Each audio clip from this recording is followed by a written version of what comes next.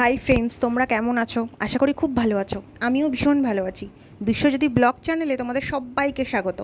তোমাদের সঙ্গে আজকে আমার দুপুরের লাঞ্চ থালিটাই শেয়ার করার জন্য চলে এসেছি। আজকে দুপুরে আমি বানিয়েছিলাম ভাত, সঙ্গে ছিল নারকেল ভাজা, মাছের ডিম, আর ছিল মান কচুর কচি পাতা বাটা।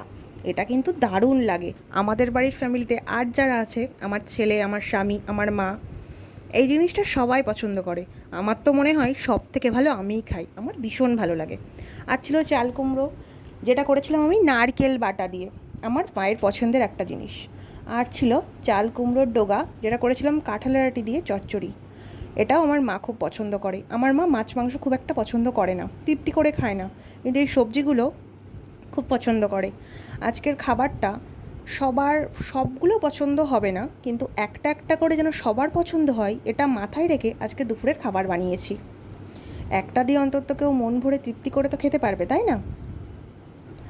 আমার মা মাছ মাংস খায় না বলেই মায়ের জন্যই এই সবজি দুটো বানানো। আর সঙ্গে ছিল মুসুরির ডাল। মুসুরির ডালটা আমরা সবাই খুব একটা পছন্দ না করলেও আমরা কিন্তু সবাই খাবো। কিন্তু আমার মা মুসুর ডালটা পছন্দ করে। ওই যে বললাম না, মাছ মাংস খায় না, কিন্তু এগুলো খাই। মুসুর ডালটা পছন্দ করে, কিন্তু আমি মাকে দিতে পারবো না। আমার মায়ের যে ডাক্তার, সে মানা করেছে। সে বলেছে আমি যেন মাকে এই ধরনের খাবার না দিই।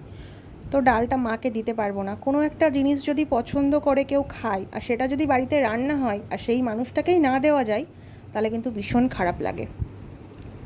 আমার ছেলে আবার খুব একটা সবজি পছন্দ করে না, ওই পাতা বাটাটা ছাড়া, তাই ওর জন্য আমার মাছের ঝোল করতে হয়েছিল। আমার ভিডিওটা ভালো লাগলে অবশ্যই সাবস্ক্রাইব করে আমার পাশে থেকো।